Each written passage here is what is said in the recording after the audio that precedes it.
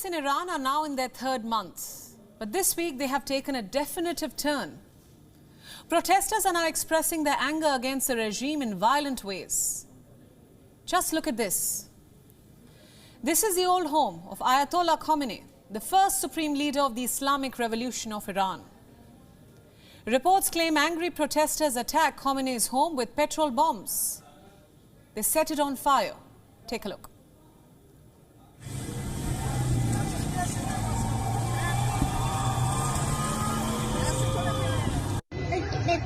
آتیش زدن خونه خمینی رو آتیش زدن بابا دمتون گرم بابا دمتون گرم آتیش زدن. Yes, violence is escalating on the streets of Iran. The protests are intensifying. The crackdown by the regime is becoming more brutal. So where is the violent face-off headed? This is our top focus on Gravitas tonight.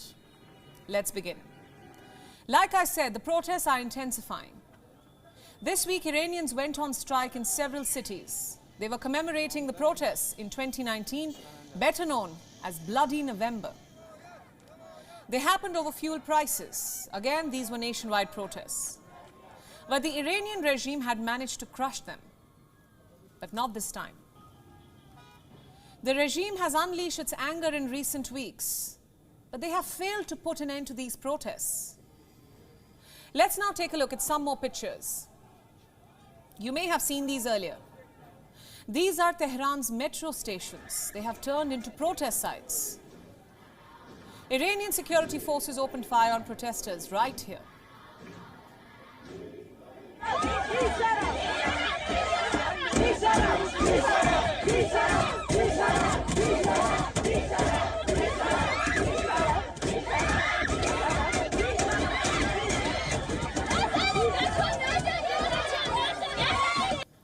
This is what the protesters have endured.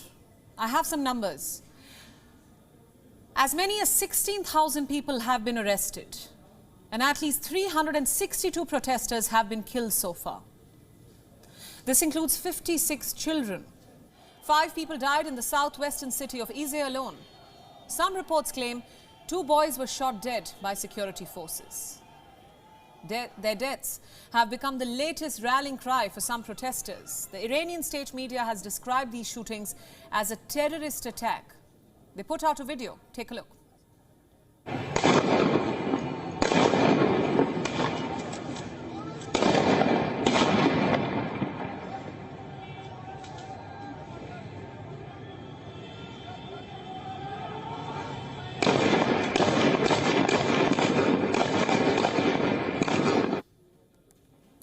There's more. Let's now take a look at these pictures carefully. There is a motorbike driving past the pedestrians. And right at that moment, gunshots were heard. The Iranian press calls these shooters terrorists, but the opposition rejects that charge. There are claims that these shooters were part of the Iranian security establishment. Now, we haven't been able to independently verify this, but here is what we can say for sure. The Iranian regime is struggling to deal with a surge in protests. The protesters are targeting the Ayatollahs directly. Now look at this video.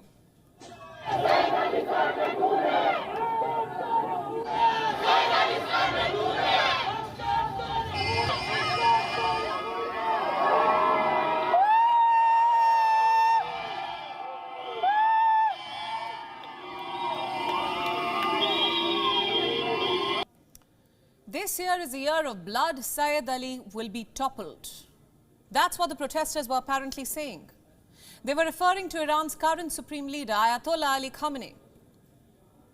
Western powers are also putting pressure on Iran. Yesterday, the United States announced a fresh round of sanctions. They target Iranian petrochemical sales. Sanctions have been imposed over a dozen companies. They are based in China, Hong Kong, and the UAE. Why were these companies sanctioned? Because they were allegedly facilitating the sale of Iranian petroleum products. Make no mistake about this, a revolution is brewing in Iran. What began as a protest against the headscarf has now become a fight for human rights, a fight for free speech and freedom of expression, of movement. But can these protests topple the regime? We don't know that yet. but it is clear.